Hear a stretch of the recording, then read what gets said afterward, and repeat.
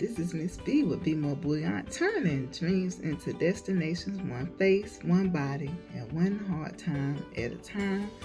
And I have been having a hard time for a couple of weeks now. So I was looking back at my food journal to figure out where I gained this weight from, because I gained 2 pounds the prior week.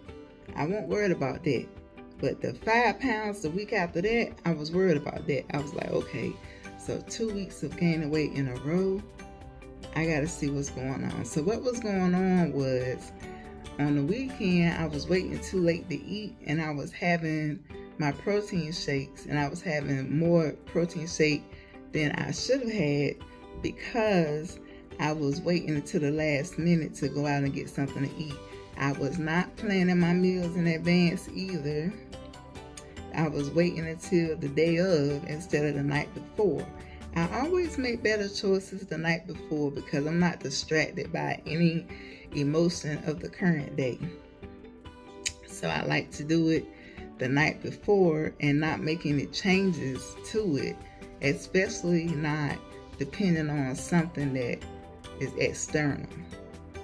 So another thing that I noticed was that I stopped eating out and I gained weight the week I stopped eating out. Now this is crazy, but is that when I started eating at home, I was looking at my calories, but I was like, oh, it's all vegetables and yogurt and healthy food, so I didn't pay it no mind. But calories are calories, whether they are healthy or not.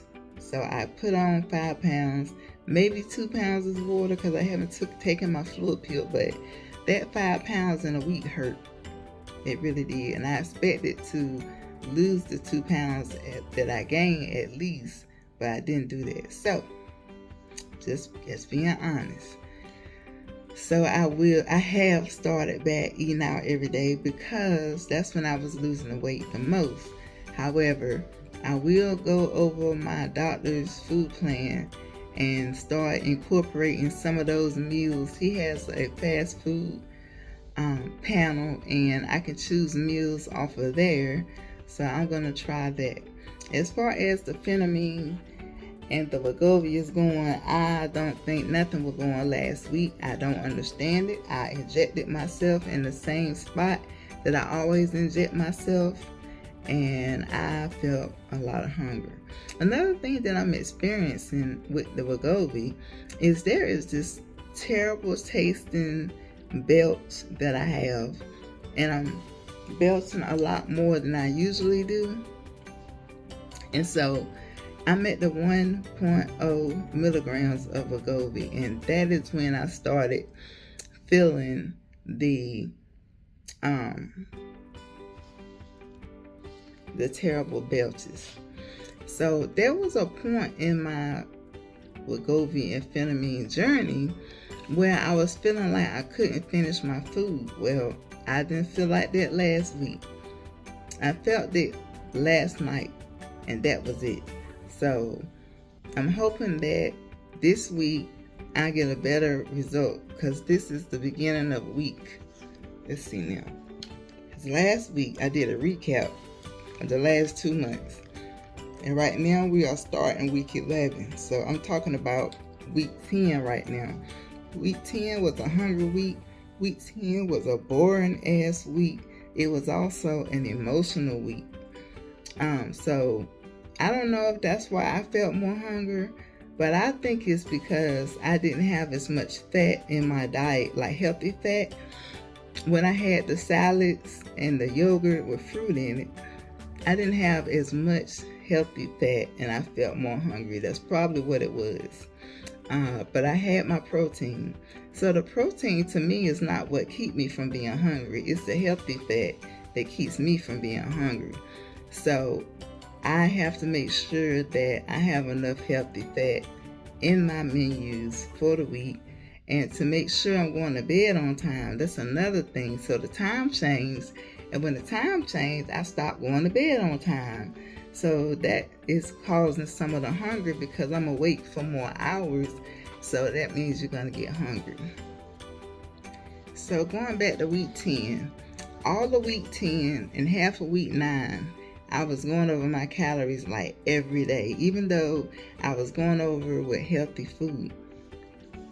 And so also, what I also realized is in order for me to meet my weight goal that the doctor wants me to meet, I have to be on the straight and narrow for 10 weeks in a row, meaning that I'm not having many days where I'm going over my calories. Like, no matter what, it's getting real, it's getting serious, and the doctor don't care about nothing but did you lose weight. All these emotions in between, and all of this boredom, and all of the reading books and working out and talking on the phone, and when I feel like eating, and all these coping skills. I've been using a lot of coping skills, honey, and I'm telling you now, I had to use them all, and I got to get some new ones. And my newest coping skill is editing these videos. So please like and subscribe. Follow me if you're on Facebook, if you're on Instagram. Do your thing, view it, follow it, whatever. But for the next 10 weeks, I need to be losing 2 pounds every week in order to meet this goal. There's no more playing around, and it wouldn't hurt if I would get back exercising too.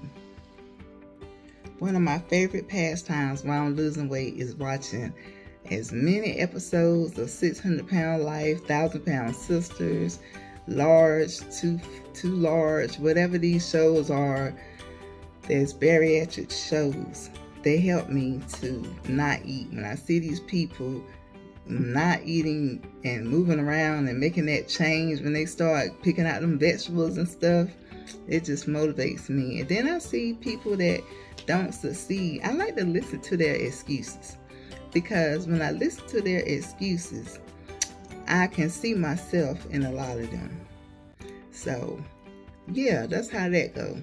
So for the rest of my life, I will be counting macros and calories regardless. It's just what I'm going to have to do for myself to stay within my calorie goal or my weight range, my goal weight that I want to be at. So as always, I want to read a couple of paragraphs from Kay Shepherd's book. The book is called Food Addiction, The Body Knows. So last week we talked about obsession and we talked about compulsion. We talked about the fact that food is a mood-altering drug.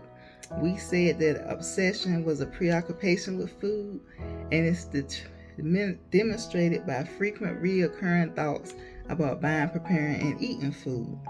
We talked about compulsion being the food addict the compulsion or loss of control is the inability to stop eating after one bite of binge food. Okay, that's the compulsion. So here is where I left off last week. It says, when control is lost, the addict has entered the crucial phase of addiction and will never again return to controlled eating of binge foods. After the phase is reached, the addict will no longer be able to predict how much binge food will be enough. You see what I'm saying? So the obsession is frequently thinking about it all day, all the time. You're at work, supposed to be doing your work, you're thinking about what you're going to eat for lunch. This is why I like to go ahead and write down what I'm going to have, so that I won't have that mental obsession because I thought about it last night in a good mind state. And I'm not going to make any changes anymore because I'm hungry. I'm just going to have to get online and plead out to the Lord that I'm hungry and just get past it, because you can't lose 300 pounds if you ain't hungry. That's just it. And I might as well get comfortable with it, being hungry, and just tell myself that hungry is healthy. I'm nowhere near anorexic or anything like that. So trust me, I'll be just fine. But we just talking about the compulsion of always thinking about what you're going to have. That's the obsession. When it's in your mind and it's an obsession, you ain't gaining no weight yet. You started gaining weight when you went and crossed over to compulsion, because now you done took a bite of that food. Now it's going to do what it do. Now that if you had sugar or carbs or whatever, once you bite it and swallow it and ingest it, and now you can't stop. Because at first you were obsessing about it, then you start plotting and planning how you're going to cop the food, how you're going to get it, how you're going to pay for it, where you're going to go at, what time, how you're going to get in and out fast. That's all the obsession. So when you can no longer control how much you eat, the line has been crossed into addiction. Brief periods of abstinence, see, there we go. Brief periods of abstinence from binge eating may occur because of guilt or concern about appearance. But eventually, with the best of intentions to control intake, the food addict will be off again on another binge. People, I had a binge on Tuesday, I think it was. But yeah, this is a compulsion. When control is lost, the addict has entered the crucial phase of addiction and will never again be able to return to control eating of these binge foods. Everybody knows what the foods are they cannot have. So after the phase is reached, the addict will no longer be able to predict how much binge food will be enough.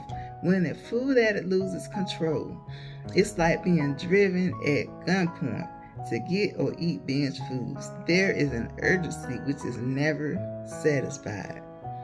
If you can relate to this, just raise your hand up down there in the comment section. Because this is a real thing, people, about this food addiction now. This is a paradox.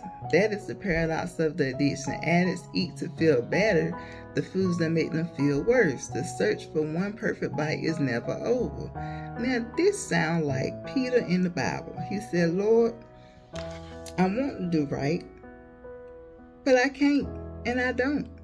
I think that was Peter in that Bible. Wanting to do right, but you can't. So I'm coming up on 12 minutes. I'm going to wrap this up now for this week. But I will continue to read little sections and portions of this book here so you guys can see that food addiction is real. As I continue to say, toes, feet, legs getting amputated from diabetes. The folks won't stop with that food now. They won't put the fork down. Won't put it down. That's killing us. And we still driving on in there. Alright, so that's it for this week, people. We'll pick up next week right here. I don't know what page. I'm on page 17 here on the Kindle. It will be location 169, page 17 of 204. Food Addiction, The Body Knows by Kay Shepherd. So you guys don't forget to like, share, subscribe. My weight loss journey. I need support. I'm here for friends. I'm not selling anything. I just want to tell you guys what is and what is not working for me. And I just want to document my whole 300-pound journey. I will talk to you guys next week and tell you how my weigh-in went. Because as I stated before, the last 2 weeks I've been going up the scales. 2 pounds first and then 5 pounds. So my goal for this week is to at least lose half of the 5 pounds. I know I'm not going to say I can't lose 7 pounds in a week, because if I take my fluid pill, which I have not done, because the doctor won't refill it yet. I'm going to have to call about that as soon as I finish this video, because I do need to be taking my fluid pills in the long run. But I can't wait until I don't need those. So I beat high blood pressure, I beat diabetes, and still got to take a bunch of pills for other things. But anyway, you guys, if you're on a weight loss journey, keep going. Even when it looks like nothing is happening. I was looking at some before and after pictures of some people, and it took about 7 to 9 months to see a major change in this weight loss journey, physical major change. That is a long time of doing the right thing with no praise. You got to do this thing because you need to do it for your health, not because people that need to lose weight don't do it. It's people that want to lose weight. They are the people who do it. So until next week, people, be great. Get your face in order. Get your bodies in shape. One day, one hard time at a time. I'll see you next week.